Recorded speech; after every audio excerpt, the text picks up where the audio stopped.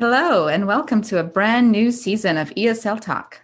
Yeah, we're excited to start a new season with more guests, more topics, and more great conversations to help our fellow ESL teachers. I'm Daniel, joined as always by my wonderful co host, Faye.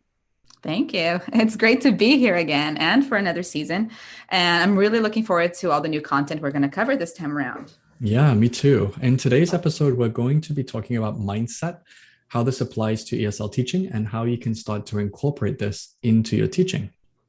Yeah, and our guest, Elena, she's a professional language coach specializing in mindset, will join us today to share her wisdom with us. Yeah, looking forward to it. It's a very new and interesting topic for sure. Mm-hmm. So, Faye, let's start to tackle this topic of mindset.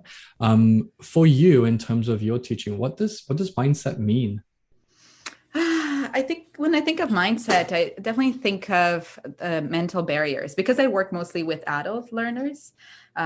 We know that that's a really big difference between children and adults is that we have a lot more filters and barriers that sometimes prevent our students from learning, right? They kind of stand in their own way because they just think, oh, I don't speak well enough, or I need to understand this rule in my own language. And, all those things we have. And that, Right.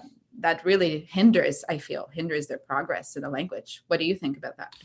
Yeah, I think in terms of teaching, it's just making students aware of certain things and also making them not as actively aware of other things. So, what I mean by that is some students, like you said, they will fixate on certain grammar rules or certain conditionals or tenses, like for example. And that doesn't necessarily stop you being a great English speaker or a great English communicator. So, Mm-hmm. it's trying to draw focus to the positives and maybe not focus too much or not be too negative in some aspects. Yeah. So I think as well with this, it also kind of ties into making students aware of some kind of not, I wouldn't say psychological barriers, but some techniques or some strategies that they can use to help them be better English learners. Mm-hmm. So, do you think that your learner's mindset, affects how you teach or what you teach in that sense? I think you kind of mentioned that, but. Yeah, I would say so. I think that the mindset of the learner, if a learner comes in and they're quite maybe, we'll say, for a typical example, they're quite shy or they're a little bit anxious about speaking, then that definitely is going to affect my approach towards them. Another example I can think of as well is when some students maybe they are kind of their parents have made them do the class or they're younger or maybe Mm-hmm. the company has kind of said we need you to do this course, so they might have some resistance in that case as well. So the material will probably be quite similar, it just might be pitched slightly differently. Mm-hmm. And my approach might be a little bit different as well. I might be Mm-hmm. a little bit more kind of slower and a little more relaxed in terms of some of the work just to start out, just to build that rapport. And then once I think we've established that and we're making some progress and students can see that, then we can start to be a little bit more kind of hands-on and a little bit more, not intensive, but just a little bit more focused, I would say. Yeah. What do you think about this? Yeah, I think it's important for us to consider that. And it definitely affects, I wouldn't say necessarily what I teach, but maybe the order I teach things in Hmm. and the approach I'll use. What I've started doing, especially now that I'm doing more online teaching and through like a course that's pre-recorded and things like that, I've started to incorporate like a needs assessment with my Right. learners at the beginning of the course. That's mostly not about language, but about their language learning habits and how they feel. Are they translating? Do they feel nervous when they speak? Do they have all of these things? And then sort of like, and it's pretty much instead of, I say it's a needs assessment, but it's a mindset session where I want to learn what they're thinking, and I want to give them some tools to work with that, and sometimes change their habits in that sense. Yeah. So I guess it does affect that. They'll still learn the same language content, but they might just need a little bit more preparation before they Hmm. start, right? Yeah. I think it's about How the have you approach. Yeah. exactly? Have you incorporated something like that into your teaching? Have you found you've started doing that? Yeah, what I think what's always important to remind learners, no matter how young or old or how, their ability coming in, how low or how advanced they might be, is to always kind of tell or remind students of the why so they know Mm-hmm. what the purpose is. So they have that mindset of, okay, this is going to help me with my writing. This is going to help me with my speaking. Because Yeah. if we just do activities and we do certain tasks and we don't really give any context, then students might feel like, well, I'm wasting my time, I'm wasting my money. What's the point? So I always say, this will help you because I have noticed that in your writing, this is a common error, or this will help you because you have a big presentation that you have to deliver in a couple of weeks. So this That's should help true. you with your fluency. So if you can connect your learning to the whys and answer those questions for students, or maybe just even point them to it, then they'll see, okay, this teacher has understood my needs. They're creating activities that work for me, that are suited to me, and I can see the benefits. So I think it's a much better way to do it than just say, we're going to do this because we're going to do this because this That's is my very true. course, or this is my way of teaching. And Mm-hmm. again, you can definitely have, courses and schemes and methods of teaching, but you have to have some flexibility within that. It doesn't have to be Yeah. extreme, but at least a little, to get to kind of work with your learner what works well Yeah. for them. Making things meaningful and applicable to Yeah, them, right? Mm-hmm. exactly. And with younger learners, that might be having a hook, something they're interested in to get their motivation. For older learners, as we said, it's maybe saying, this is the benefit that you'll see. This is how it will help you. And again, that should Mm-hmm. hopefully fill that requirement for your student. Mm-hmm. How about for you? How have you incorporated this? Have you done this in the same kind of way? Yeah, now that you mention it, I found that it's funny, like ever since studying more about language acquisition itself and having done the masters and all that, I find that I often use that to explain my methodology to my students, and it really helps. Hmm. I was just doing a needs assessment call with a student yesterday, and she was telling me how she translates a lot, and she was also telling me how she sometimes learns a new like piece of language and she thinks, oh, I've never heard anyone say that. And then after she's learned it, she hears a lot of people saying it and she starts to notice it. And she's like, oh, yeah, actually, I should use this. And I was just Hmm. explaining to her that this is the theory of noticing, Right. and how important it is to notice your own language and the things people say. And, I start using all of this knowledge that we have kind of naturally because we studied for 2.5 years and I wrote a lot of papers on all that. Yeah. But I find it really helps, and that it helps the student feel validated in those feelings as well, and be like, oh, okay, so the way I feel, all these things I noticed make sense. Hmm. Obviously, if a teacher is just starting out, they might not have that baggage we do, but I Right. think it's important. It's just a lesson in like validating your students' feelings and showing them that the way they feel, the way they think is not unusual, and Hmm. there's a reason for them to feel that way, and then give them Yes. the tools to maybe fix it or deal with it in a way that will help them, right? Exactly. Yeah, I think that's great. And thinking about us as teachers, then, do you think, we have long days, we have a lot of planning, prep, Mm. teaching. It's very time consuming sometimes and Yeah. mentally taxing. So how do you keep that positive mindset as a teacher? And does it affect your classes sometimes when like, I have 5 more Mm-hmm. lessons to go today, or I don't get a Mm-hmm. break, or I can't eat, or I have to take care of my daughter? Like, how does this affect Right. your psyche? Yeah, I mean, it's a good point because we think so much about student mindset, but our own mindset can be tricky to manage. Mhm. Um, yeah, I definitely have days where I feel less motivated or there's so much on my mind and all that. But I've always said that teaching is like acting in a Mhm. way. You have to have this persona and you have to learn to kind of put these things in a little like drawer or stored away in a little box while you're teaching. And that little voice in your head should always be positive. Like you were saying about being positive, Mhm. um, just trying to remind yourself that I know what I'm doing, no matter what's happening outside. I have a plan. I'm prepared. I've done this before. I am the teacher here. No one's questioning that. And yeah, just kind of repeating a mantra in a way in Yeah. your own mind. It doesn't really help outside the classroom because I find that when I do all that, sometimes I get really emotionally drained in my free time, and I will need to like unwind and take some time off and all that because we're just like storing it away. You're bottling it up, right? Yeah. Yeah.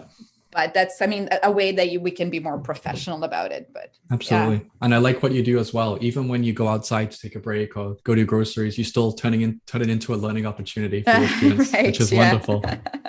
Yeah, it's kind of hard now. It's sort of like addicting. I can't help but think of how my Mhm. students could learn from what I'm doing. Right, right. And how about for you? Has this mindset idea? Do you think this has helped you be a better teacher? This awareness of your own feelings and all that? Yeah, I mean, I don't ever want to come across to students as being fake or not genuine. Mm-hmm. But Mm-hmm. when students ask me, how's it going? How are you? How's your week? I'll be honest and I'll say, Yeah. very busy or very challenging. And Yep.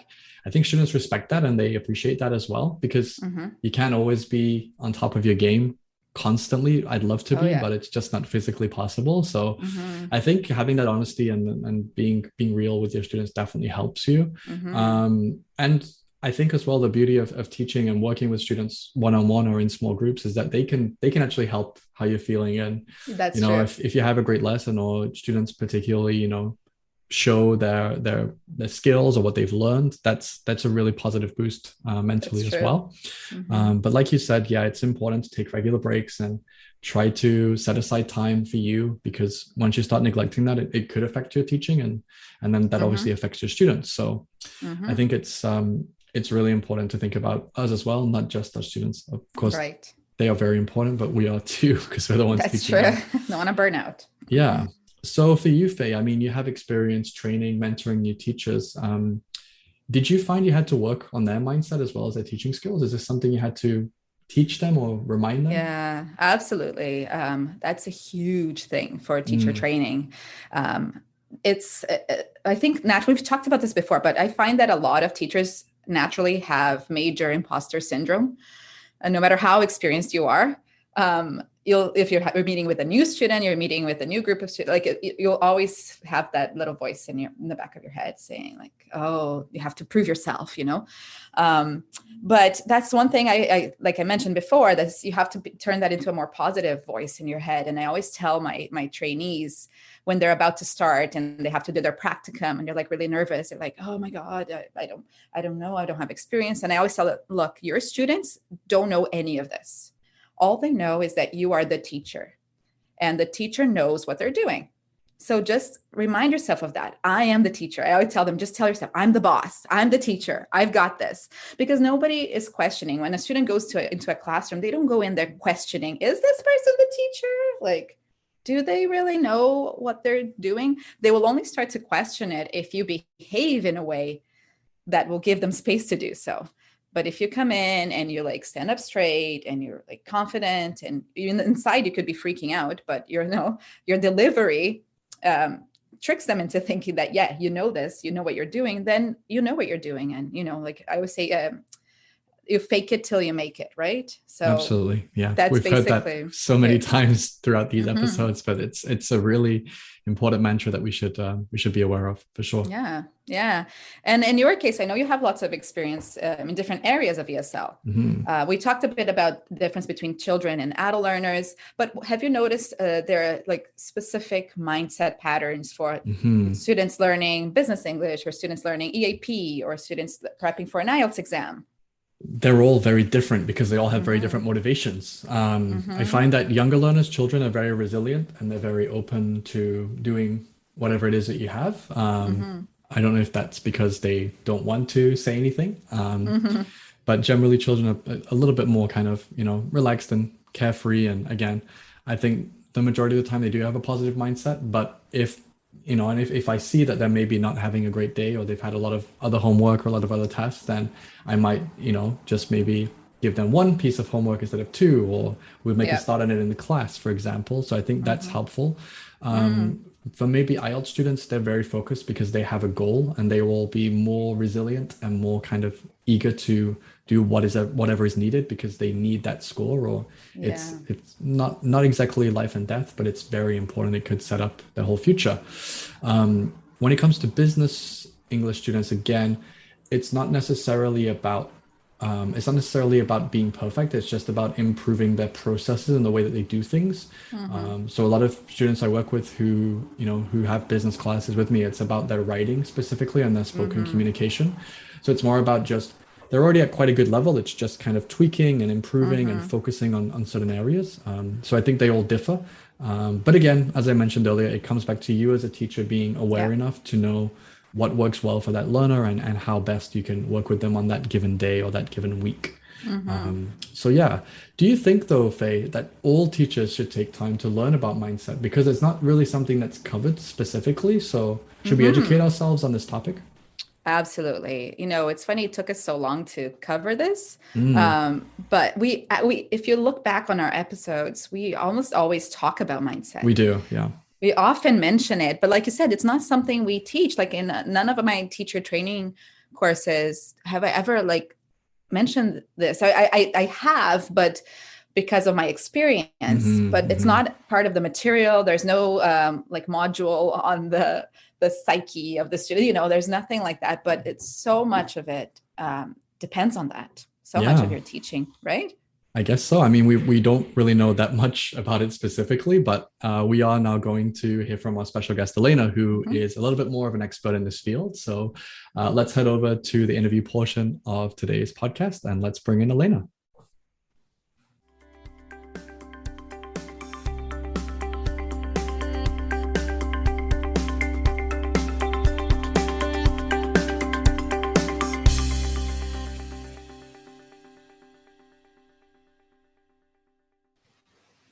Hello, Elena. Thank you so much for joining us today. Hi, guys. Thanks for having me. My pleasure. So I just wanted to start today, Elena, by just asking you to tell us a little bit about your background working with language learners to date. Yeah, so this is interesting because I started just as a tutor, really. And I started with Russian and Italian in the beginning, and I was like, oh, this is interesting, I'll see how it goes. And now I ended up being actually an NLP language coach specialized in mindset, because like since I started, I learned so much from my students. Like it's so fascinating to see what they struggle the most with and to see what works and how I can help them to study better, more efficiently, and just make it more enjoyable.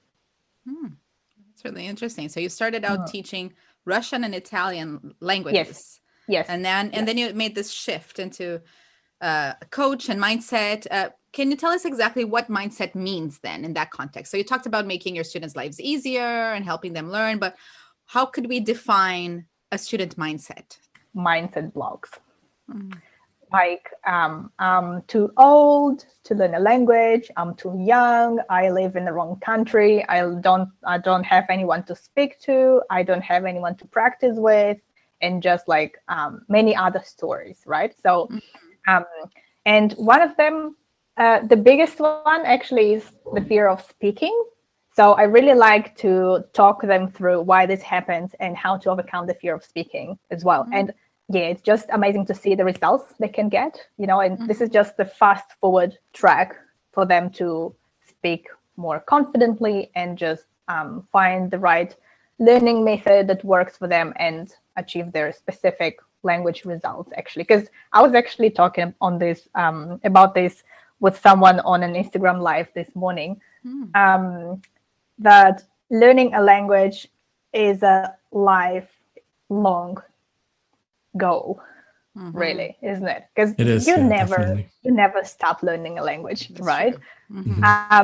And especially for someone who is just a beginner, thinking about this can feel overwhelming, right? And it could be like, oh my God, this is so scary. How can I achieve this? And so the idea here is so if we imagine the language learning is if we compare it to climbing a mountain, right? So this is like the language learning. It's this Everest, right? So first of all, get clarity, right, on why you need to learn this language. What do you want to get out of it? Is it for a job interview? Is it for a basic conversation? Is it for traveling? Is it for something else, right? And just divide this language learning process in chunks, like achievable chunks.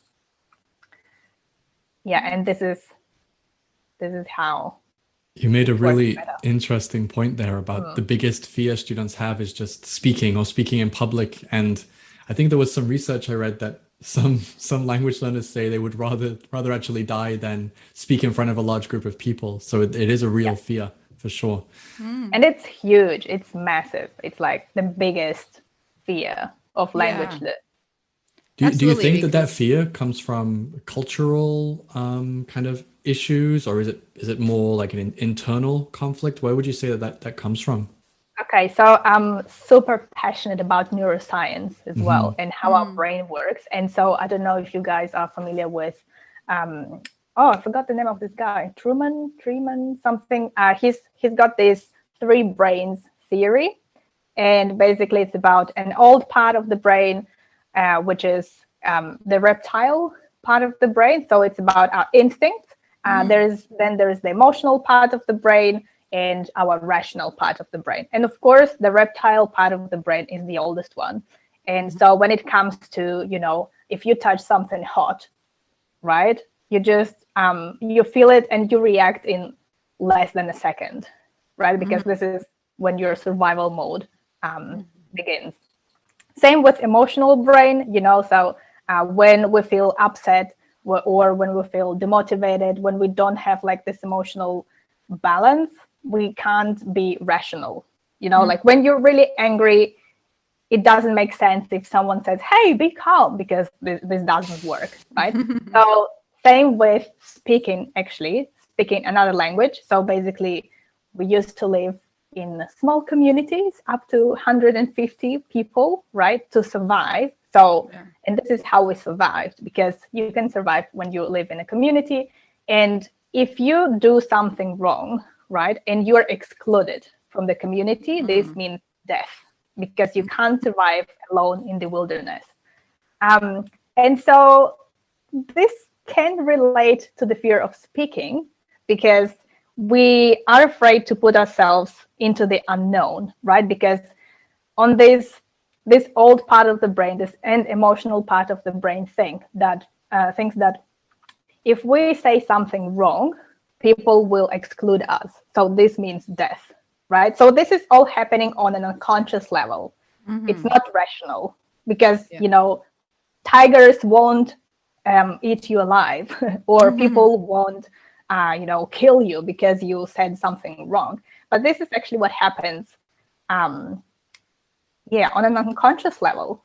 And I find that, people, like, even understanding how it works, like when I talk my students through this, they, like, you can see it in their eyes. They're like, whoa, there's like a huge mind shift. And this is something that makes them feel more confident about that.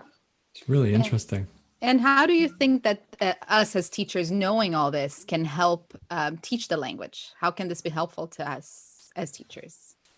Yeah, so here, going back to mindset, I just finished reading this book recently. It's called Mindset, actually, by Dr. Carol Dweck. I don't know if you have heard about her.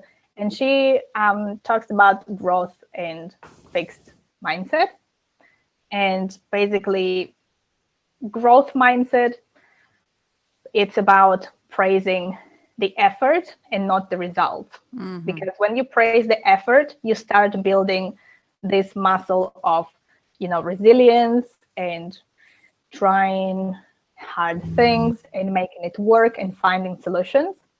And when you're praising the result, you cultivate the fixed mindset. And so if you do that, so if you say, yes, you did so well, it's amazing that, you I don't know, you got, what system have you got in North America? A? Like, what's the maximum? The mark system. Like, oh, it's amazing that you got the A for your test, This will create this fear of making mistakes, right? Because you want to perform high level, right? 100%. And so it creates this pressure and this fear of not performing as well as someone is expecting from you. So the idea here is that if we as teachers, if we work with students from this growth mindset perspective, and if we praise their effort, right? And we do it constantly. So it's not something that happens only once. It's like training the new muscle, right? It's like forming these new neural pathways. If we start doing this, this is where students will really get into the growth mindset idea and put more effort in it and enjoy actually the hard work and enjoy learning the language and won't see it as challenging as they could see it now. That's really interesting because it reminds me a lot of, I'm a new parent. My daughter's almost 2, but I've done a lot of reading on as like respectful parenting and how to like help your child develop and all that. And they talk a lot about that as well, praising the effort and not only their achievements, especially at a young age. And it's really interesting because you can definitely apply that to an adult person learning. You can apply this to everything, life. Like really to any area of your life. But if we're talking about, teaching, it's really important to focus on the process rather than the output, because that will come with time, right? Yeah, exactly. So with the learners that you work with, what are some of the common mental barriers that prevent adults especially from improving? What are those kind of mindset issues that maybe stop them from achieving their full potential? Stories they tell themselves. What I mean by this is that it's similar actually to, it goes hand in hand with mindset again. So basically stories they tell themselves, such as not good at languages, I'm too old, I don't have the possibility to do it better, faster or something, I can't learn the language 101 because I don't have the money. It's like the stories they tell themselves, and then they start believing these stories. And then there is like this internal conflict when on one hand they do feel like they need to learn English, for example, but on the other hand there are these stories they tell themselves, like I'm not good at languages, and so there are like two different forces pulling in different directions. Yep. That makes sense. Yeah, that's it. I mean, it resonates a lot, I think, with a lot of us teachers, all things what we've heard our students say or do. And so what are some simple ways that we can incorporate this mindset training or thinking into our classes? Do you have any examples of some things teachers can do to help their lessons, help their students get through that? Yeah, it's like helping them building these new habits, because it can take some time to create new habits, right? So if a person is used to think about language learning in one way, the change doesn't happen overnight. So it might be a process, 1 month, 2 months long, depending on the person and the teacher and many other circumstances. But to really, help them starting create this new habit of being curious about loving challenges and being curious about the challenges. And actually in this book by Carol Dweck, I really love this quote. So the growth mindset person would say, this is hard, this is fun, so they really have fun when it's more challenging. That's interesting. I wish my students said that. We got to get them thinking that way for sure. Yeah. And it's doable, like I can see it with my students. I can see it with my clients. We just need to be patient and to praise the effort and have patience, and the result will come. So with that in mind, as teachers, what do we need to consider in terms of, maybe different ages of students, different abilities, the size of the groups, if we're teaching one-to-one or in groups? How does that kind of affect how we would approach and deliver mindset in those classes? Yeah. So I'm not super familiar with big groups of people, but why we need to consider this, because having this in mind can really help teachers and students. It can help teachers to better understand what their students need and how to deliver it, so it can make the teaching process easier, and same for students. It can help their learning process to be easier and more enjoyable. So it's like a win-win for both sides. Makes a lot of sense when you say it like that. For sure. And do you notice there might be certain mindset patterns that are more particular to certain cultures? For example, if you've worked a lot with Japanese students, in general, they struggle with speaking. They have more of that shame, it seems, like of making a mistake and all that. And they're a lot more self-conscious. Have you noticed any of those patterns, depending on the culture and the background of the students? I'm not sure I'm the best person to answer this, because my main students are like coming from Western culture, and not like, because I know about Japanese. I studied Japanese in uni. And I know about Japanese people, but I don't have Japanese students. And if I think about, like Russian students or North American students or your other European students, I wouldn't say there are like huge cultural blocks like related to culture. From my experience, it's mainly, it really depends on the person and on the environment where that person lived. I mean, if I want to make an example, so for example, Eastern European countries, I'm very familiar with, because I'm originally from Ukraine. So I don't know now, but like my generation we still have this approach of teacher-centered way of learning. So it's like, I need to learn this language. Okay, now you do everything, and I just sit here and listen. And they don't take initiative. But apart from that, I would say it really depends on the person. Great. So are there any practical tips or techniques that our listeners could use to help their students have the right mindset for learning? What are some easy, simple things that we can do to start setting up our students for success? So something super simple and super easy everyone can do is, it's like, I feel like someone who's teaching meditation in this moment, is, being aware. So as soon as you catch yourself thinking, I mean, right now I'm talking from a student's perspective, thinking, oh, this is so hard, I can't do this, or I won't study today because I want to scroll Instagram for 20 minutes.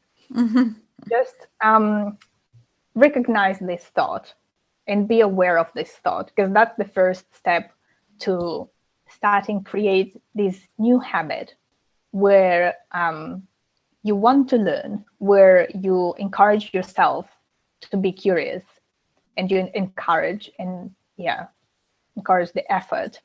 I actually love that, because Daniel and I talked a little bit about this in our portion of it as well, but I've always talked a lot about noticing and becoming aware of your own language and your own skill and what you say and what you don't say. I think that's a huge thing, especially for more advanced learners, to break through that kind of like plateau they reach where they can't feel like they're improving anymore.